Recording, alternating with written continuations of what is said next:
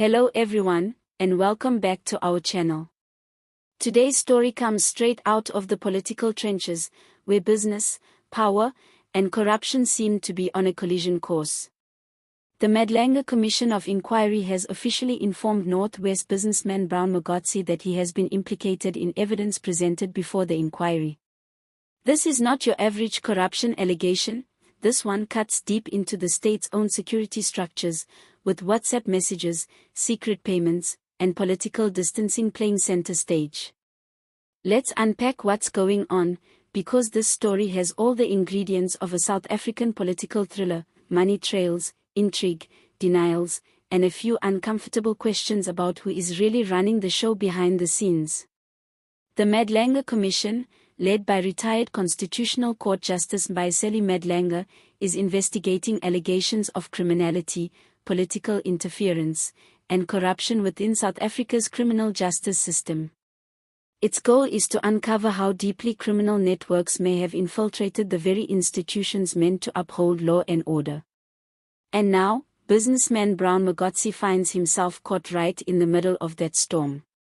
During recent hearings, Crime Intelligence Head Lieutenant General Dumisani Kumalo dropped a bombshell.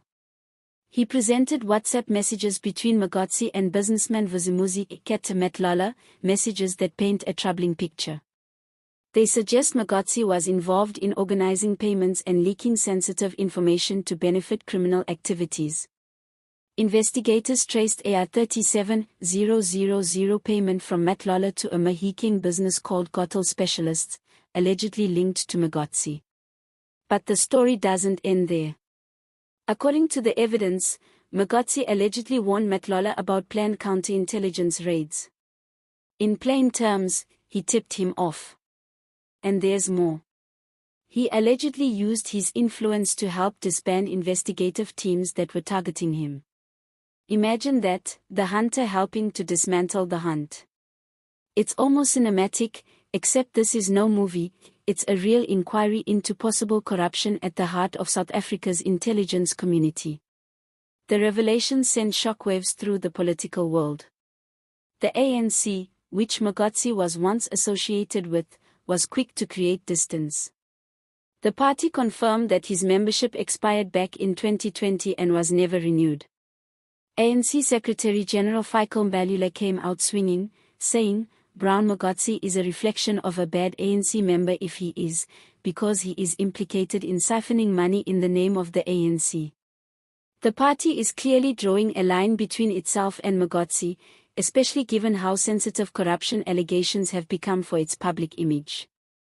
Mogotsi, however, is not going down quietly. He maintains his innocence and says the ANC must prove that his membership expired. He has also expressed willingness to testify before the commission, suggesting he has nothing to hide. Whether that confidence holds up under questioning is something the public will be watching closely. Now, let's take a step back. What does this case really tell us? First, it reveals the blurred line between political influence and criminal networks. When someone with business and political ties allegedly has access to intelligence operations, that's not just corruption, it's a direct threat to the rule of law. Second, it shows how fragile accountability can be when personal loyalties, political ambitions, and money collide. The Madlanga Commission's work is vital because it digs into exactly these kinds of networks, the ones operating quietly behind official titles and uniforms. Commissions like this often move slowly, but when they speak, they shake entire power structures. We've seen it before with state capture inquiries, and we might be seeing the beginning of another major reckoning here. The WhatsApp messages have become a symbol of modern corruption, private communications that expose how deals are made, warnings are given, and state machinery is undermined. And in today's world, digital evidence doesn't just disappear. Once it's presented before a commission, it becomes part of the national record. For the ANC, the Mogotsi case is politically uncomfortable. Even though he's technically not a member anymore, his alleged actions echo stories that South Africans have heard too many times: individuals using political connections for personal or criminal gain. Balila's tough response is clearly an attempt to manage the optics, but it may not be enough to prevent further scrutiny. And what about the justice system itself? If a businessman could truly manipulate counterintelligence operations, then the system designed to protect South Africans from organized crime has vulnerabilities that go much deeper than anyone expected. That's precisely why the Madlanga Commission's investigation matters. It's not just about one man, it's about whether South Africa's justice institutions can resist political and criminal interference. Now, here's where things get even more interesting. Mogotsi's willingness to testify could flip this entire story. If he takes the stand and starts revealing names or sharing details about who else was involved, it could lead to a chain reaction, new witnesses, new evidence, and perhaps more implicated figures. On the other hand, if his defense focuses on discrediting the evidence, especially those WhatsApp messages, we might see a full-blown legal battle about authenticity and intent.